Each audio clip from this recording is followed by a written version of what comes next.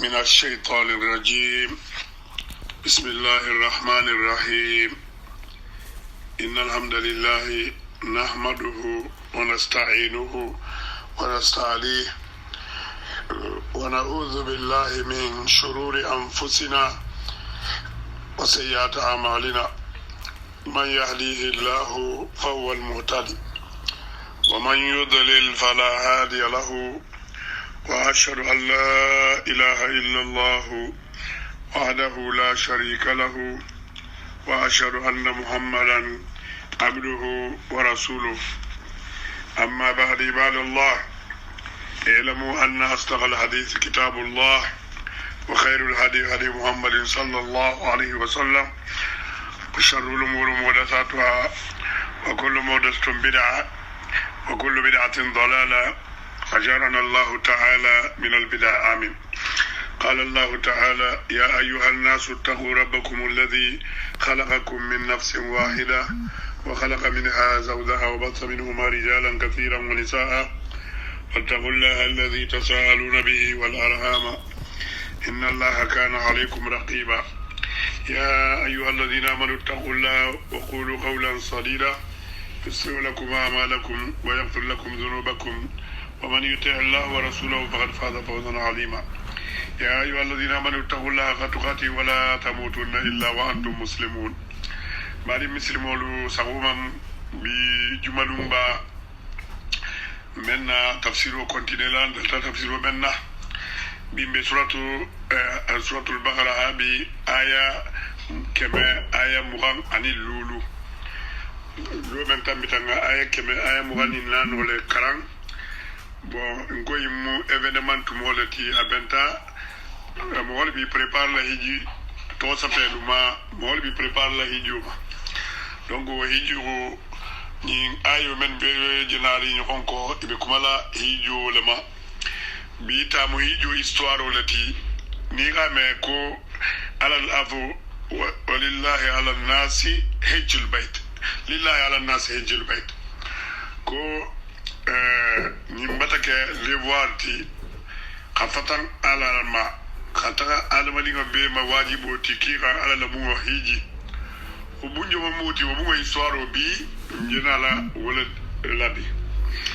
alako wa ij'alna albayta mathabatan linnasi wa amnan wattakhadhu aflo be gani واتخذوا من مقام إبراهيم مصلى وعهدنا إلى إبراهيم وإسماعيل أن طهر بيتي للطائفين والآكفين والركع السجود. ولا مارين لبي أيوين ولا بنقول دامتا على بكم فلوما وإذ جعلنا البيت مثابة للناس وأمنا واتخذوا من مقام إبراهيم مصلى وعهدنا إلى إبراهيم وإسماعيل أن طهر بيتي للطائفين والآكفين والركع السجود. تفسير الميسر كونم بمنتر لجيانكو واذكروا أيها النبي ماريو تفسير الميسر كتابه لمو أبي سفرين القرآن لما بيعلم مني ولا تفسير دوما عربي يماني أسمعوا ديما القرآن فهم لهم الكتاب وقاعد تابع بيتوني كاجين كاروك أتنت إكو تفسير دول كده جامع أتسي معاني الإجمالي لديما معنى الإجمالي أسول ديما القرآن آيو كنو يان أكوكو واذكر أيها النبي كا أمير محمد وبيا أمير محمد حين جعلنا الكعبة تومنا الكعبة مرجعا للناس يأتونه ساجدين لاتي مولين يأتونه من على جيت مبه ني تاتا مكا نيري لهي يوكي على سا جي كانوا بلي يسون نبلا كيما نتاع فلانيو ولا جوت كو ثم يرجعون الى اهليهم يمغنا ساجي لمقولما ثم يعودون اليه ومن كولاني ساجدي لمقولكا ni tata hiju la sagita iman sana takiman na sagi makka wa majma'an lahum fil hajj wal umrah wat tawaf was salat kul fanam bebe madina yemento wala mu hijoti ani umra ni tawafu ni salawo be madina atelto wa abna lahum alin security fana ubedili ma atelto la yughayyiru alaihim adu no la yughayyiru alaihim adu fi yawma ikanje wa qulna kunku اتخذوا مننا اتخذوا بالكسر اتخذوا من مقام ابراهيم مكانا للصلاه فيه على كوكونا فو الو ينسلم اتلم غول بي ينسلم قالوا ابراهيم لولاين كسالدينغرات عليه وهو الحجر الذي اتلم كروتي وقف عليه ابراهيم قيلوا منك فساتو بو مير لا يلا abulo meno sila to masilen ikoses shelf mella Allah kan ilen kan fengo abana na kuru takhilo wala kanga bungal tola kamali mir tola kamali parce que bungo famba o ametam bi briki tanni fulala bungo utmo briki tanni fulala ringa ngon kan adama digo briki tango mo holo se si wala ma na tammi do tanni fulo silen a kuru wala alako fase o fulo tafa ndala jana fode misalla o amam fokoko kabalo tabi kitani fulul la wala no misalla di na bungol famba be mu kitani fulalti ako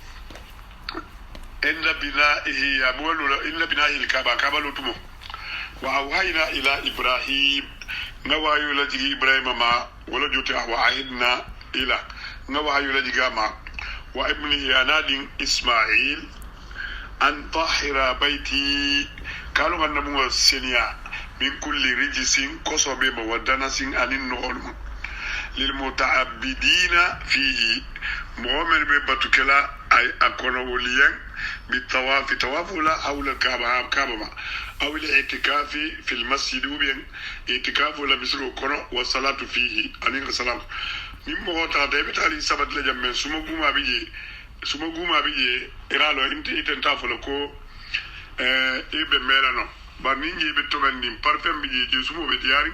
a khameje wala soniata bari tafsir al muyassar la mu khayim afayma natakan na kibaba saadi na kibaba ibn utaymin karamol joti agoto ma zakara ta'ala ibn abdurrahman as-sa'di ko ala na tanafo نموذجا باقيا دالا على إمامة إبراهيم نموذج أو نموذجا سلو من بتورين من بايتلا من بايتلا كلا النبي الله إبراهيم لا نياتو نغايالا نالمان نينا نا كوانددو أكوكو كو جعله الرب إماما ألغا أكي الماموتي والماميا وسيلن اي وسيلولو لي تلنا منك الماموتي اسيلولو وهو هذا البيت الحرام كل مكه بوينتي منا اول بيت وضع للناس للذي ببكه بمفولو من لوتا ادم ديغال يمم بمكه دونك نيو تاتك كو فولوتي دينو كونو على باتو كونو بمفولوتي donc men alu fana matagal mam foloti wonya alladhi ja'ala qasdahu ala gamen sagata kuke rukunan min arkanil islam na muslimi tunkun lulu kilimati kilimati hatta lil dhunub wal atham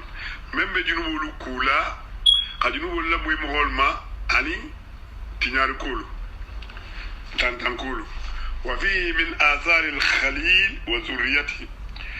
وبندلا وفنان إبراهيم عليه الصلاة والسلام النول بيجي أنا بارين لونو أنا أبون سولونو ما عرف به إمامته على المامية لونتا منما وتذكرت به حالته أكينيا فنان لونتا منما فقال ألكو وإذ جعلنا البيت مثابة للناس أقول ممنا نبوك ساقي دينغراتي مغوليا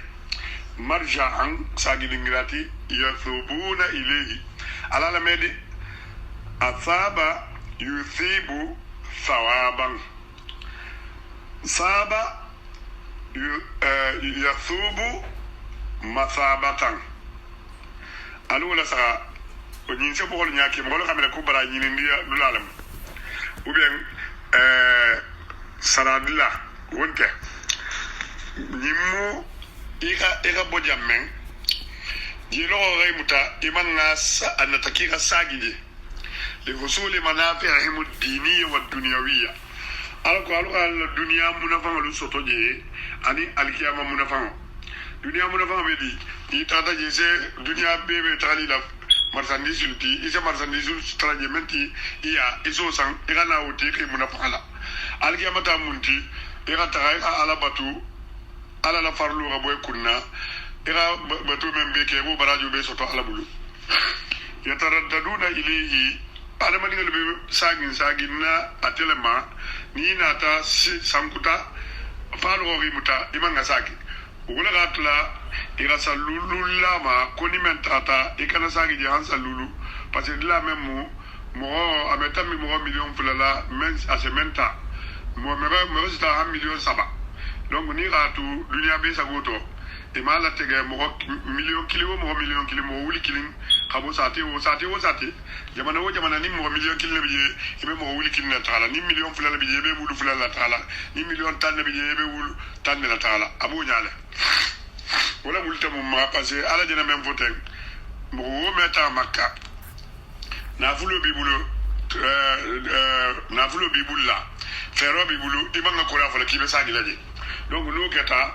bo kutal bi je wol meno taala ni ka misra la saha misra bo wulu bi irgulu si ito la lisma sango sang ime bangulu be la taala wala wala mo hikmati ako wa ala bode ala la medew ala bo wa amnan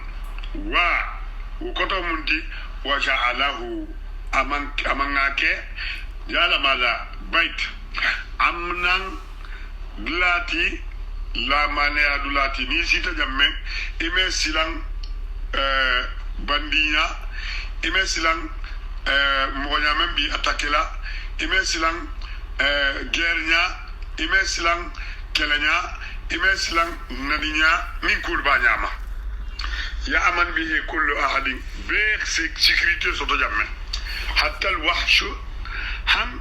hali dali fema menunte lamar limbulla wala mu wula kono be nganuti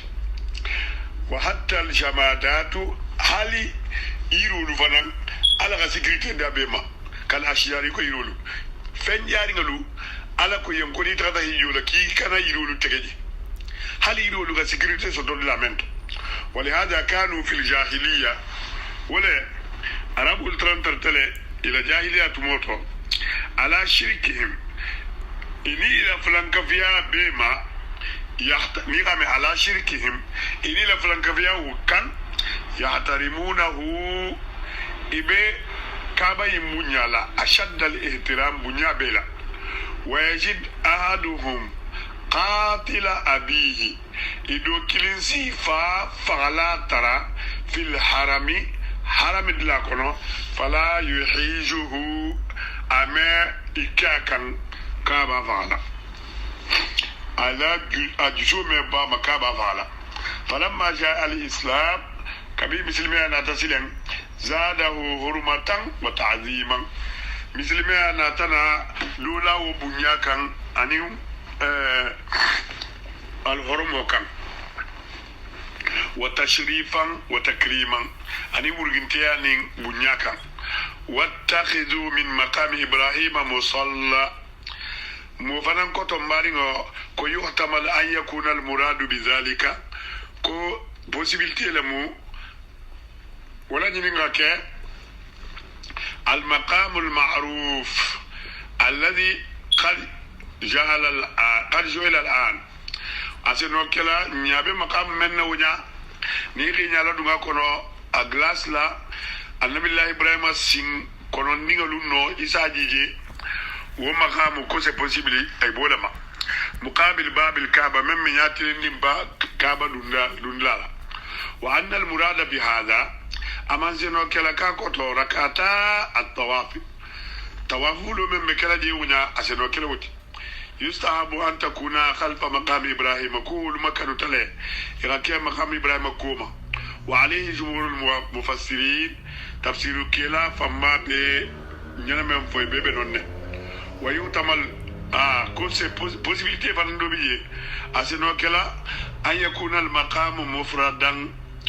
mudafan kazeno kela mufrad timen idafata fa ya jami' maqam mat ibrahim fi al hajj aseno النبي الله إبراهيم على مقامه لبي أغابي لوغو وهي المشاعر كلها ولم يجوا باتو بيتي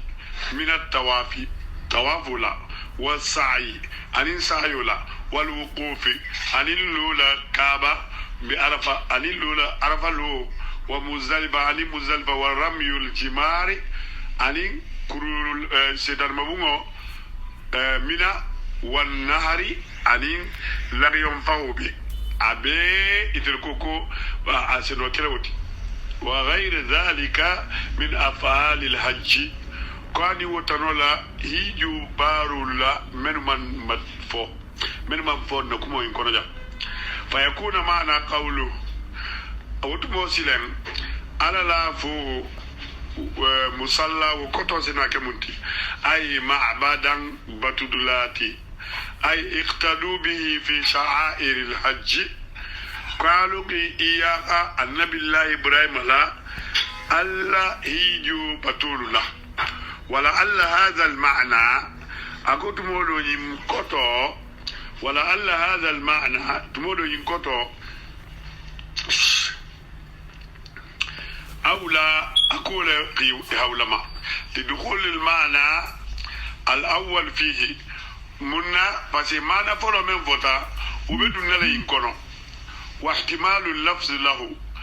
اللفظ من فناناتا وما على possibilité تكو أبات الفوري وأحدنا إلى إبراهيم وإسماعيل أي أوحينا إليهما كم نافع من لغة كنو تفسير الميسر كنو نقام أحدنا إلى إبراهيم وإسماعيل جان أحدنا أي أوحينا إليهما نوحي لجي إفلوما ولجو تغيل لهم وعملناهما ناتيل يا مرفنا بتطهير بيت الله من الشرك قال لبنو سنيا فلانكا فياما أسوسياسوما والكفر أن كافرياما والمعاصي أن جربوما أرمون كسلا بما مارغلو ومن الرجس أن كوسكولما والنجاسات أن نقولما والأخذار والنجاسات أن كوسولو رجسمو والنجاسة رجسمو معنويلتي نجاسة حسي والأخذار أن النغل ليكون للطائفين فيه على كوكا توافلا لين أكونو والعاكفين أن من بإتكافو كلا كونو والركع السجود أن سليلال أي المصلين قدم الطواف منا طواف فلولونيا أن سلوا لنفاقبون أكون تقول على إتكافو لونيا سلوا نفاقبون فنانتي لاختصاصه بالمسجد منا طواف لونيا دي كيمين كاوما أبوكي طواف لونيا parce que طواف ميك الدنيا جاو جنفو مصر كونو ومصر من تون مسجد الحرام ولا نيغا مخول جبي إبي طواف كلا قبر الله جاغا ولمو فلانكا فلولتي إبي على لسوسولا ثم الإتكاف إتكاف وننتو ميدا فو مصر كونو ولغات لو فنانا تفلان يغولا لأن من شرطه قادوا إتكاف شرطه المسجد مطلقا فاغا كمسيرو لكونو أميكي لبنغلا ثم الصلاة وكولا أنين سالو مع أنها أفضل بري سالو أتلقى فسا لهذا المعنى من كوتولا أوكي أنا مكونتيني لا من شرطه المسجد مطلقا إتكافو ميكفو مسيرو كونو ولغات لا إتكافو فنانا تفلان يغولا bari seno salo kele la bungala isino salo kala siluto isino salo kala sanoto isino salo kala dabu kan ما أنها أفضل بدون قالوا كسلوا للسمبو خفزة لهذا المعنى يمانا وأضاف الباري البيت إليه ألقى مو دم بنديا أتي ألفا لفوائده للفوائد منفعلا منها ودول جينت أن ذلك يقتضي شدة اهتمام إبراهيم وإسماعيل بتديره كونين أكوكا على بوملمو وساكي النبي الله إبراهيم أني النبي الله إسماعيل عليه السلام إذا يوكيبيا ما كهمة على كولا كإجان تواكو كاسينيا لكونه بيت الله لكي على الموت فيبذلان جهودهما إسي سمو بيك لبو إنوكو كسبو بيك أسينيا ما ويستبرغان وسعهما في ذلك إسي إنه يكتفيلا يراك أتو أن الإضافة ومنها أفلان أدون فرمينتي أن الإضافة تقتضي التشريف والإكرام كونين فندم بندياتا ألما ونم بنياني ورغنتيا لغاكم ففي ضمنها أمر عباده ولا تسلم على جمل يامري بتعظيمه أبنيالا وتكريمه أنا أورغنتيالا ومنها أن هذه الإضافة ورجوتكو من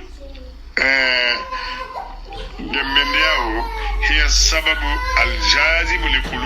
للقلوب إليه ولا بسبب كلا سببتي من مغول صنومي سبالا أما يبتاني أقول الله كلا صلى الله عليه وسلم إبراهيم عليه السلام أغمم أكو وجعل أفئدة من الناس تهوي إليه voilà donc on a beau dire ngata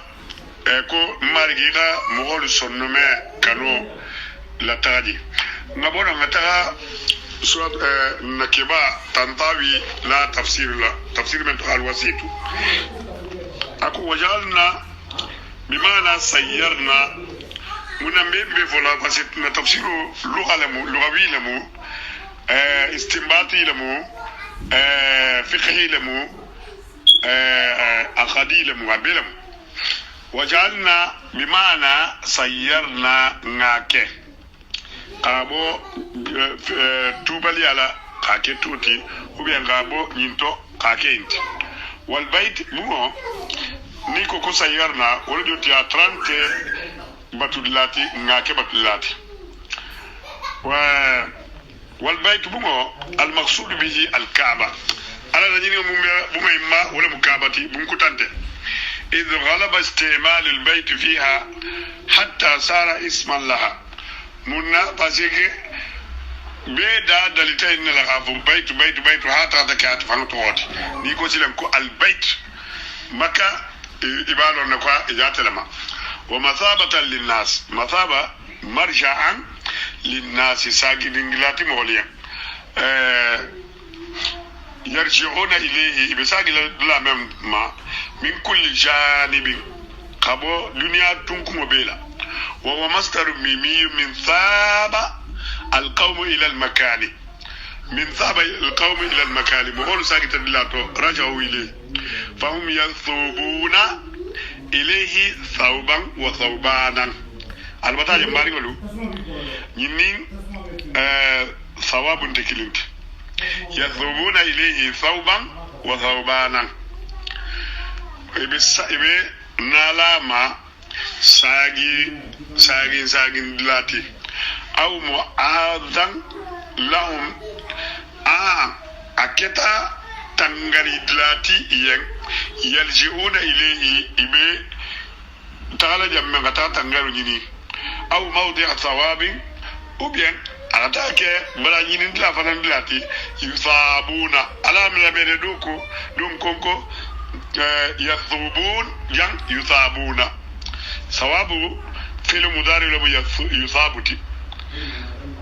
يثوب رجوع في المضارع لو يثوبتي مارين لفونا من تكنيك ولون لغة كنا يثابون بحجة wa itimarihi no bi hajjihi wa itimarihi ibo sagila je munna hiju ani umrala ibi sarala munna hiju ani umrala wal amnu la mania ibo sofutu wa kan da sécurité assalamata min al khawfi koni kisita silama wala joti bata am soto wa amnul makan dula la sécurité dula la mania etemena na ahlihi bihi mawluha jiso kama faje ma mari wala gineje nyamem bi jiso ma fanti bebe konto filling be dolla bu ngajalla be ngela mbata ala tara annabi allah ibrahim la duayin tola alamun ya sabatila alamu amunu dunnaji mari gi mbati tara ila la manela dum na dugo kan iko ila la manela dum makka dugo kan nyame wa adamu khawfihim alako namol kana silam iko maka mulman silam nyame min ayyanaluhum fihi makruhum ko toro kuri isotoje fal baitu mumo maning atelamu mola sabatilati la manadilati nim albalaw bulata nyame beji bulla tay la bungalla debata albata ko kenyaje be ala tarala ala munna region no bebe lagine ten albalaw be nyati ninji la alama ko dun naji la alamu sécurité dun naji alamu mo hol juskumo dila alama iralon ko nim mo kilim parti isabula ko alkiyamal wasini wosena abiden di kangala ako mari gi nyininka agamba munna mari gi nyininka asusita mo holla munna men gamba alamun kisloma wala nafo ngomo na galu kili kalu kata manifester aketa mouvance latiba aketa opposant latiba alukana tarabi alukana tarasini ikilingon talu kilila alama ikilingon talu kilila alkiyama kuma ibeba alkilila alu diviser alla ila intérêt lama alukan tade wa akhbara subhanahu wa ta'ala ala gibari yake masakallanke bi annahu ja'alahu amnan ko marigo men banam makawata abiti mo gabo kabit ala rasismi ya drapeau koto abitala kelo kala manso gabatele to ko gafa nyama ko se defule alla kila ko man mata tahta rayat asabiyati mata mitatul jahiliya akoni mo me fata ube ira keloke ube ira drapeau la yele drapeau men nas kita sinyo ya le kan ko fata jahiliya to ndel ko ngoni men fata non ko fata ko se defule le moti ko martyr obe martyr Mario alungara alama nene bi annahu ja'alahu amnan alaga lula yinke sécurité dilati yadullu ala kathrat ma yaqa bihi min al-amn hatta sara ka annahu nafsu al-amn alko aitanna ko la manière même répéter la ji hafa tola ta la manière wa kadhalika sara al-bayt al-haram wala baytul haram nabugo haram bungo men ni ga me haram iman ka ga men touché wala muso to ne ko haram al harim men touché ko haram ya tay tante benti al haram makka mu haram lati men touché ko haram men law al hormo farsa ko haram yata mola bugo to on hurmat ko fana haram mo bul tamal be mo haram walati adama dima is annam nak mo wol bo ba kom al horomo e je men tarala wonya ambari nga nya ko to le fola aliente ni memma nyaten ko horomo wala ni minti makka to la ta wala ni ga me ko horomo wonni fe ngay bulo mankan ga si memma wala to ko horomo wonni fe ngay mankan ga me farsa wala to ko horomo mais ima fo ko batu fende marigi nso ni horomo to imo fode voilà itminani ahlihi bihi ka adama dingalu mu'min biji qulu ما فا مالي من فقد كان الناس قلت في الجاهلية جاهلية تمر يقتتلون إبي يوم كللا نعم اقتتل كلو ويعتدي بعضهم على بعض من حوله مكلا من بيلا إسي كلو تجي يوم ما يسي كلا يسي كو بيك bari makka kono amma ahlu bari makka kono moholu fakanu fi amanin watmi'nani ultram bil amaniyal to anim ma fato mo wo me kala tege ima ni tata alquran kono ise intraji qala ta'ala alaku awalam yaraw akomena imajaba anna kunta ala ja'alna haraman ndalaga makka ke haram fenti آمنا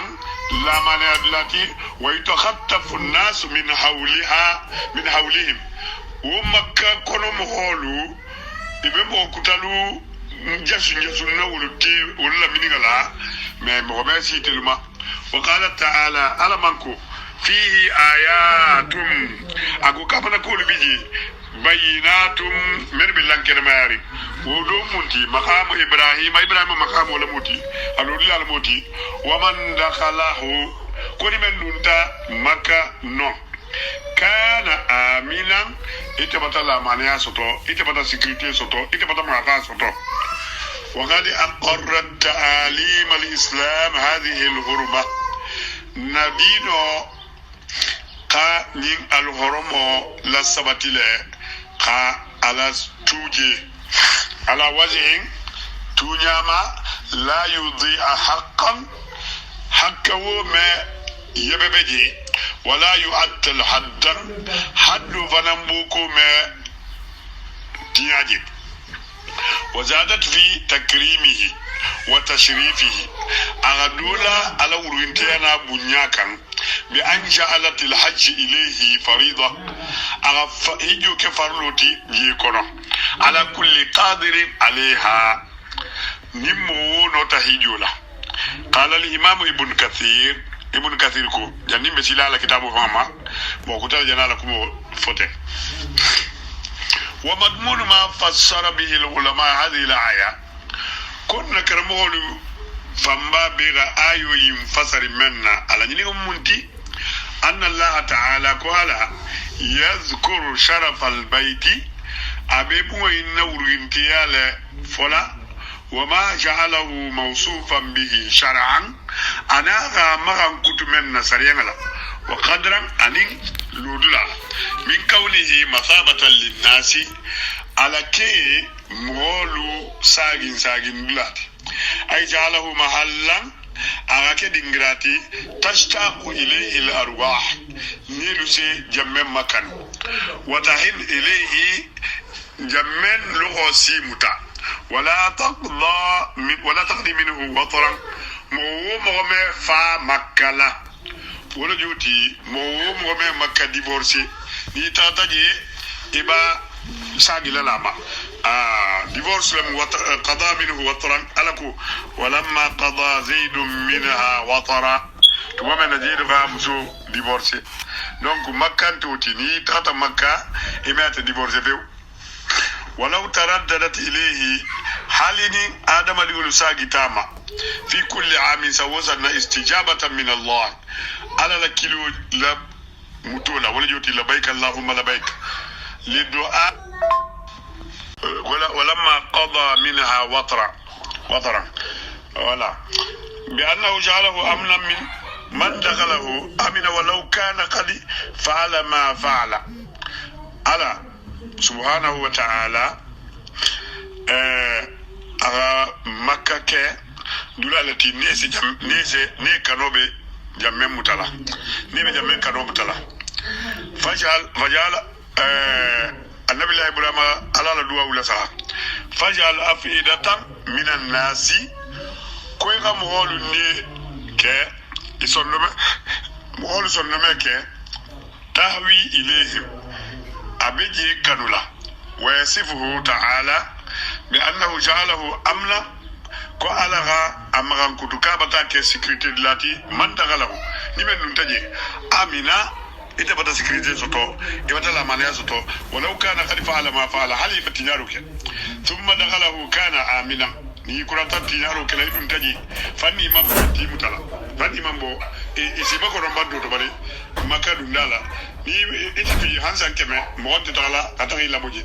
وقال عبد الرحمن بن زيد بن أسلم ولا بعنياتي عبد الرحمن بن زيد بن أسلم كان الرجل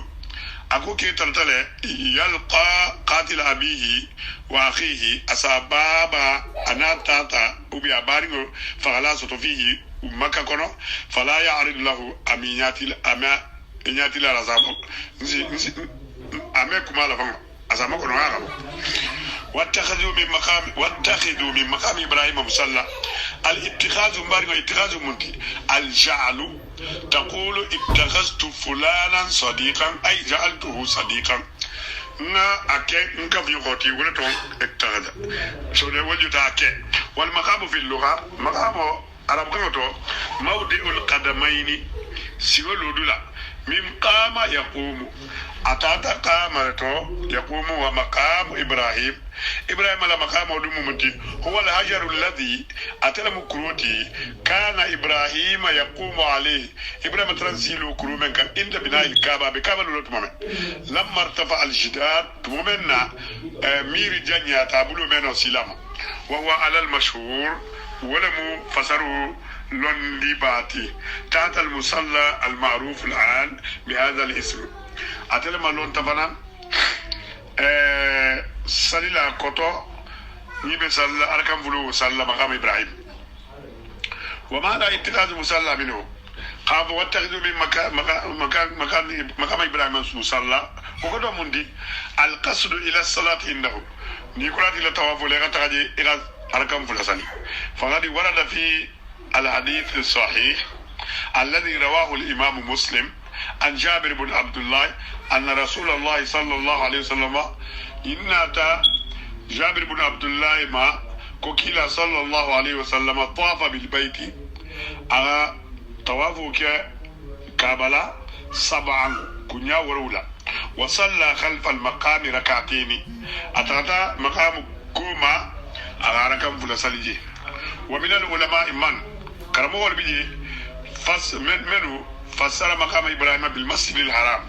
من إبراهيم إبراهيم فسر مسجد الحرام فعلا ومنهم من أطلقه على الكعبة لولكو كعبة له لأن إبراهيم كان يقوم إنها لعبادة الله تعالى بس هذا إبراهيم ترانسيلو أدلالتو على بطولة قال الإمام ابن كثير كو وقد كان هذا المقام أكون إنجراين ترتله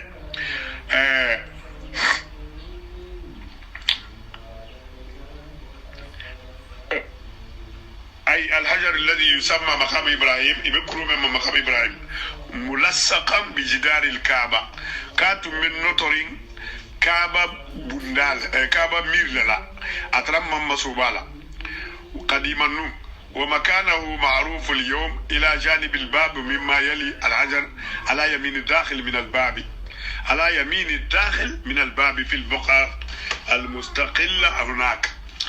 مناك سلم akoko bisilen abata masuboje tamadlatu ali kabatema na place men lombi wa kana al-khalil alayhi salam akwa nabillahi ibrahim tarantale lamma faragha min bina' al-bayt akuralinga bungo lola wada'ahu ila jidar al-kaaba akuro inta qala kaaba mirba thumma qala ako وإنما أخره على جدار الكعبة إلى موضعه الآن عمر بن الخطاب ني ابن كثير كوكو عمر بن الخطاب ولا قام صوبو كعبة ميرما ولم ينكر ذلك عليه أحد من الصحابة أكو صحابة كلمة وكون أما أبولو إيمان أفايا يجينا من كبار نيمانته ثم قال ألكو وعهدنا إلى إبراهيم وإسماعيل أكو كنا وحي لديه إبراهيم عليه إسماعيل ما أنت خير بيتي للطائفين والعاكفين والركع السجود أيدنا أي أمرنا وحينا نايا مري نوحي لديه مغايا مري وأن مفسره المعمور به وأن مفسره المعمول به أو الموصي به المشار إليه بقوله أهدنا أني من أني انفسر لا يامرو كتا فمنا أني يامرو كتا مما المعمول به من يامرتا أني يامرو كتا منا أوهينا إلى إبراهيم وإسماعيل أن طهر بيتي كنا كإبراهيم دين إسماعيل وهيو مكي غدا موسيديا وأضاف سبحانه وتعالى البيت إليه قال غبو دمن يا أمال التشريفي على أبونا والتكريم على أبوكتير أبونا ومعنى تطهيره مالك على سيدي أدون كتو منتي بساكن ساكلا يمبي ممنا على أغني عليه فيو سيانته ولا مخا أما متا كاي إجانتاكو ni ame asiyana ni kabungolo tumutu ibe baro men kala ibe sini amen la ka ibe pentir men kalama ibe dula men bitinyala bi la wala bi to ben wulul musiyanati min kulli ma la yaliqu bi buyuti allah fem fenani aman kanga kiala la bungo kono ira sini yawma iri me fiyo mama min al aqdari wala munokhorti wal arjasi anin kosolu wal awthani anin جلملو وكل ما كان مدلة للشرك ألين فوز مغو سبا فلان كفياما على لمدي ألين فوز مغو سبا فلان كفياما فالمقصود ولا جنما تطهيره من كل رجس حسي ومعنوي أكوتو كوغاجي سنيا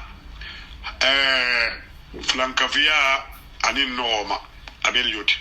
والطائفين توافلالو جمع طائف وجمع توافلالو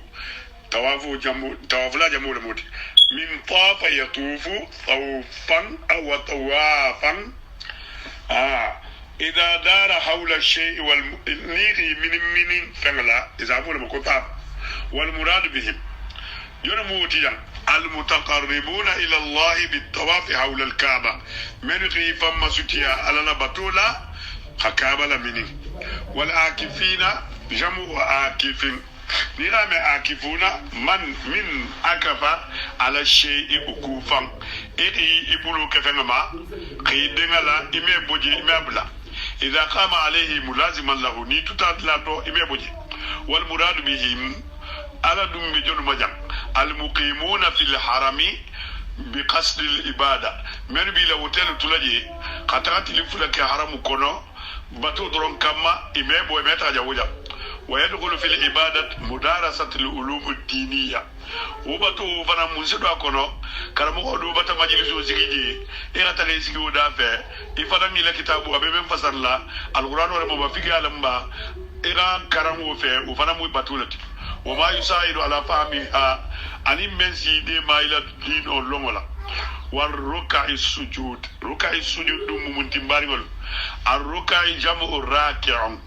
نيغام ركع ركون كلا جمع الموت والسجود سجود فران جمع ساجد سجود لا جمع الموت والركوع والسجود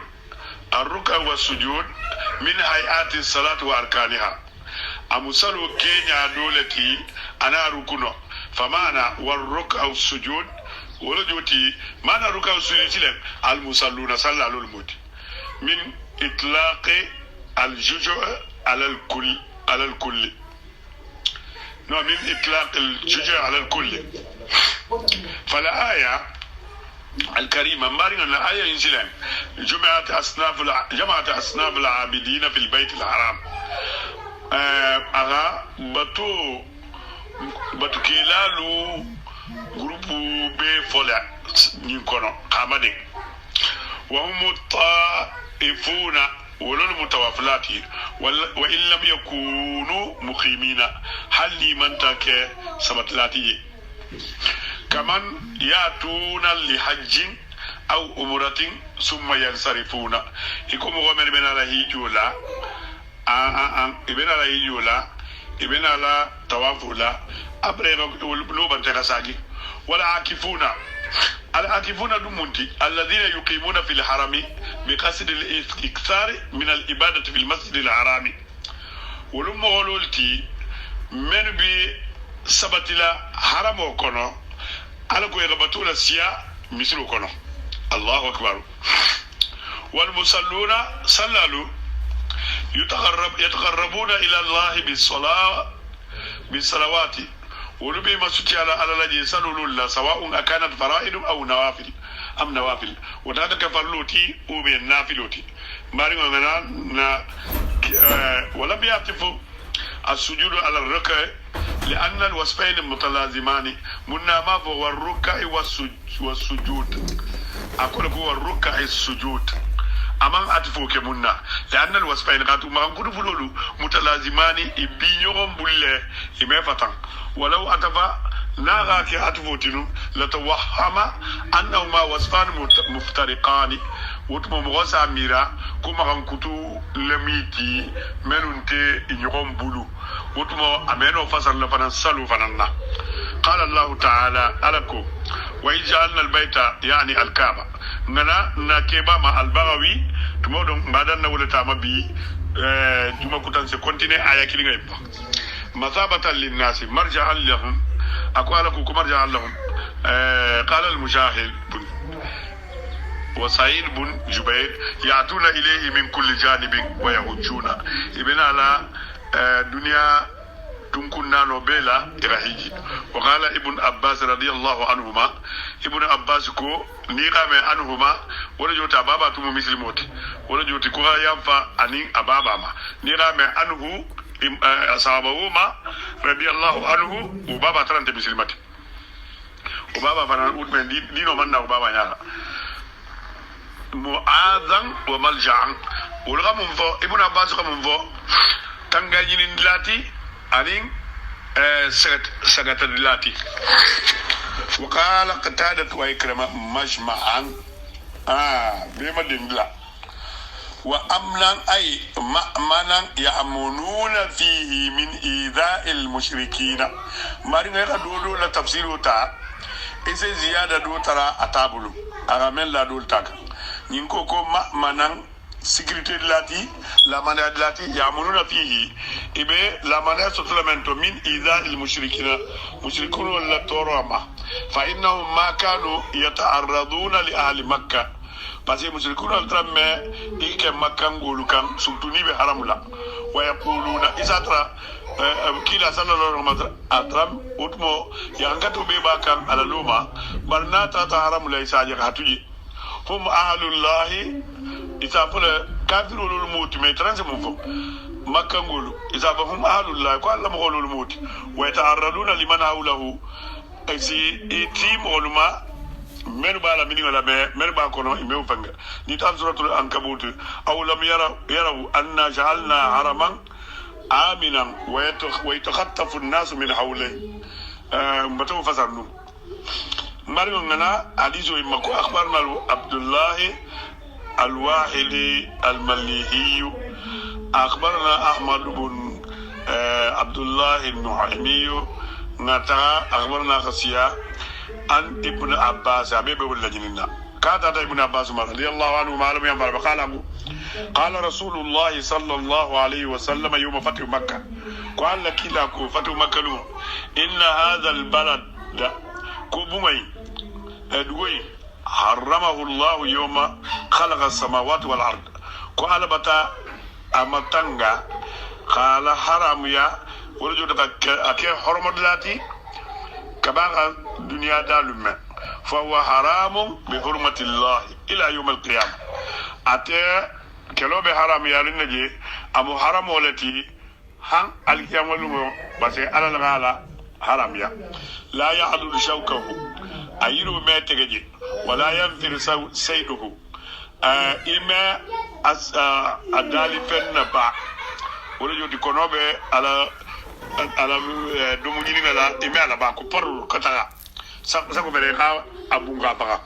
ولا يلتقط لقطته إما توموني فنبان تاجي مبارك الله هيجي لا من بتاعلا على سعد نيرا كودو جلاري إنتا تالا دي نيرا فانو جلاري إنتا تالا دي tomboli mekiji illa man arafaha fodi men ngati go ikamel ikafunyo go do la fenjuro te kalon kula tamu fode ولا يختلي خلاه إما يريوتم. فقال العباس يا رسول الله الله كلا إلا الإذخر أيرو من كان نتجه فو إذخر ويسيلا فمن سمدي أبولتو أني بنكون لكين يارم فإنه لقينهم قومي لكين فنتي والبيوت مالي لبمول. فقال رسول الله صلى الله عليه وسلم الله كلا إلا الإذخر كفو يروي منتو إذخر وكان سي فيتول ستجه بس سمدي ألمو إساكتي تفنانتي. قوله تعالى الله كلاكو أرمانكو واتخذوا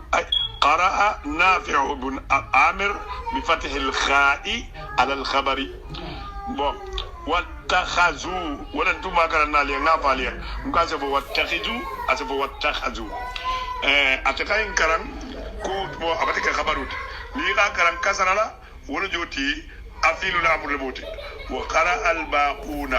كرنا دول كنا كران بكسر الخاء خاؤلا كسر لا موتي على الأمر كفيل الأمر الموتي. نبارين نيكو سلام واتخذوا بمقام إبراهيم ولجوتي كيرا إبراهيم لا دينيراكه بنيكو واتخذوا ولا ملونتا على دينيراكه بمقام إبراهيم مصلى. قال ابن يمان المسجد كله مقام إبراهيم.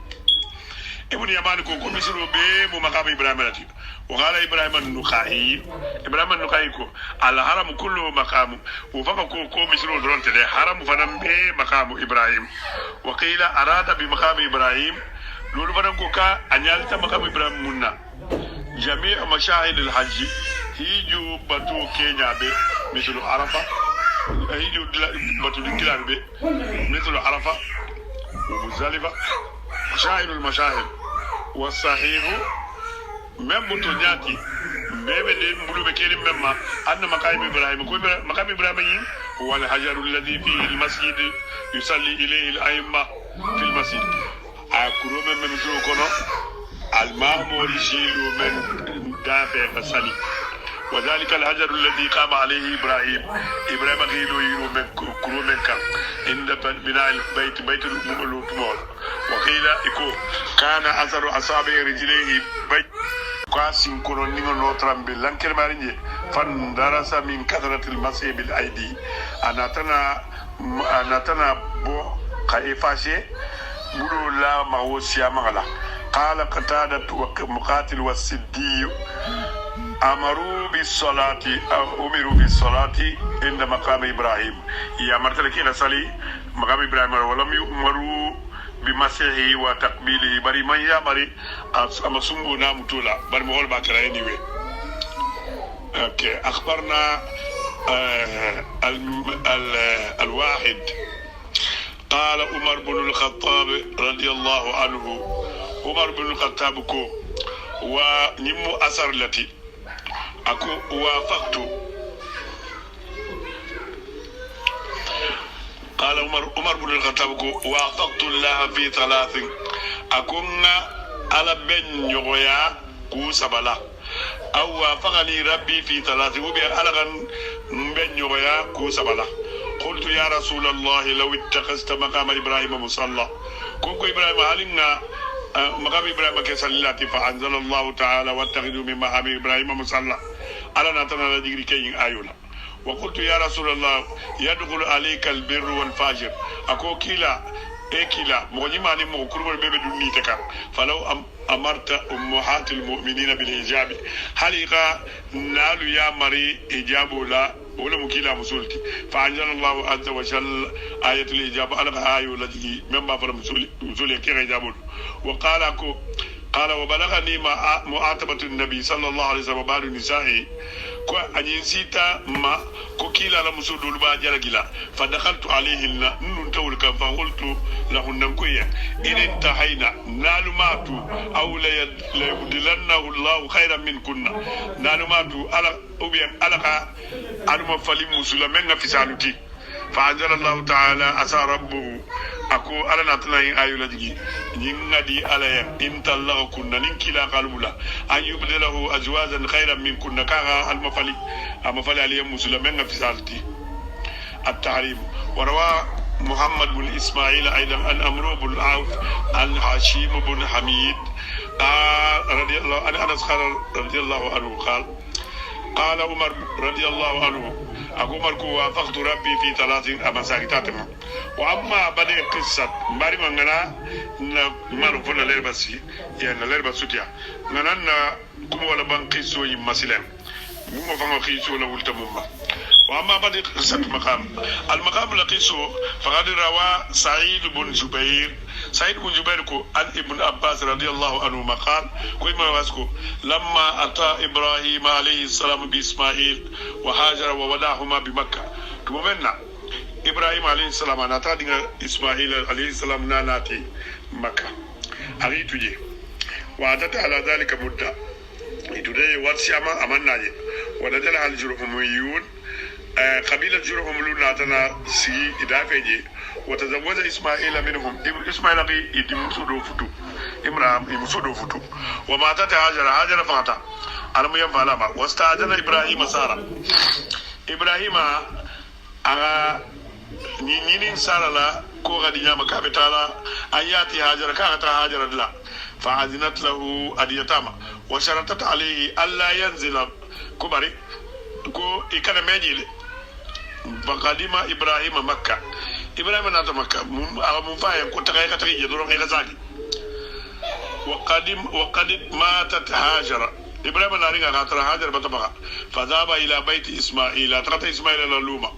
فقال لامرأته أكو إسماعيل لمسوية أين صاحبك أكو إكيدو قالت أكو ذهبت للصيد أبتها وانيدلا وكان إسماعيل عليه السلام يخرج من الحرم فيسيد أترنسب حرم لا قطع وانيدلا فقال له إبراهيم كاي هل إنك ضيافة أكو فمن لمبال إبلو جام إسي لنتم بنيا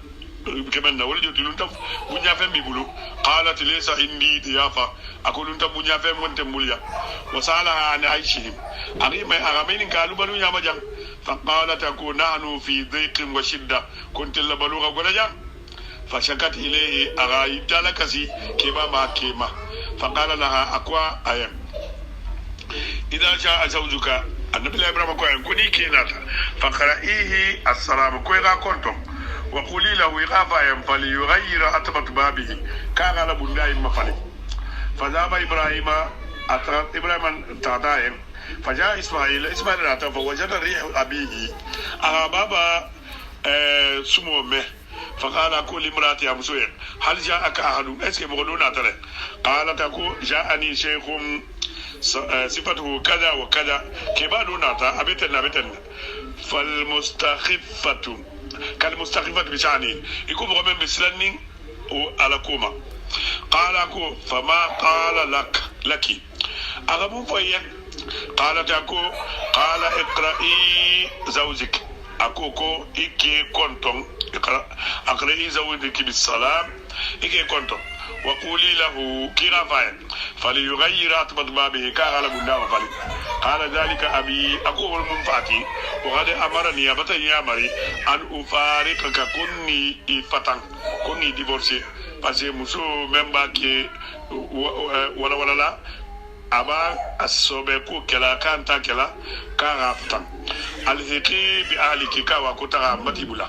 fatallaqaha agam divorce wa tazawwaja minhum ukhra agam musukutata falabisa ibrahim ma sha'a ibrahim man metaha ما شاء الله ألغى من نجني أي البسكاء أمه ثم استأذن سارة أن سارة لجني أن يزور إسماعيل كان إسماعيل كنتم فأذنت له أن يتعين وشرطت عليه ألا ينزل أنا كونديشن من دام يكني يسيجي تغير غنا فجاء إبراهيم عليه السلام إبراهيم حتى انتهى إلى باب إسماعيل هانت إسماعيل للوما فقال لامرأته أكو إسماعيل مسوين أين صاحبك يكيدون قالت أكو ذهب يتصيد وهو يجيء الآن كاترة واني الله سناساي على سغاتي بتي الله كاسناساي وليوتي أجيك إمام سبر لليتكي إن شاء الله ولي على زودا فأنزل يرحمك الله أكو إمجي على سيب المهن ليلا قال أكو هل إنك ضيافة إبراهيم قام زومين كأسكي لنتم بنيا فم بياجم قالت نعم أكويم فجاءت باللبن واللحم أنا تنا سمودي نونوتي سمودي نونو وتمو منصور دو مولد وسألها عن عيشهم أغابني كاكوات البلونيا بدمدي فقالت أكو نحن بخير وسع كنت البهير وطاني يرو فدعا لهما بالبركة النبي الله إبراهيم على تريم كوا على مبارك لا إنيك لا بلو كراتي ولو جاء يومئذ بخبز بر أو شعير وتمر لكانت أكثر أرض الله برا أو شعيرا أو تمرا ناتنا لقولة والمنو وبين تمري وتو مكة ولولو قسيانو ame foko lunta mbunyamu bar suboni nono wutmo lunta mbunyamu ret faqalat lahu akwa anzil hatta aghsil ra'sak koisi majigi parce wutmo ni mo hol biastai kumos gutose ngomta ko angi kuma ku kumoku falam yanzil ibrahim manzo faja'atuhu bil maqami ibrahim bilur maqam la muzuna taji fawada'atuhu an shiqqihi al ayman ibrahim kumala afati bulubakan fawada qadamahu alayhi ibrahim singala akan faghasalat shaq ra'sihi ibrahim kuma fankiliba kul al aymana abuluba ma summa hawalatu ila shiq al aysar ibrahim mayma abuluba marafaranna faghasalat shiq ra'su abuluba kuma faranku amarakum faranku fabaghiya atharu qadamayhi alayhi ibrahim sinno tutaje faqala la akwa idha ja'aka زوجك نيكي ناتا فاقرئيه السلامة إذا كنت وقولي له إغافة قد استقامت أتبت بابك أقول بمو بندابة السبت فلما جاء إسماعيل ثم من إسماعيل ناتا وجد ريه أبيه أبابا سمومه فقال لامرأتي أقوام أمسوه هل جاءك أحد يالا مودونا فقالت أقول نعم شيخ أحسن الناس وجها وأطيبهم ريحا أكو كيلو ناتا مغوبي ولا نياتي لا كيغاني مغوبي ولا سموغدي وقال لي كذا وكذا كاكو نينتن كونينتن قلت له كذا وكذا فرنكا ينتن كونينتن وغسلت راسه نكاك موكو وهذا مودي قدميها سيون ولجه فقال ذاك إبراهيم النبي أبي أكو إبراهيم النبي مولى من بابا وأنت الأطبة أمرني أن أمسكك إتلمو بنداتي أكو كوني إمتا إمام تكون كاليبلا donc maringolu abata siya nga danjang insha Allah taala zina continue juma kutama nyimkan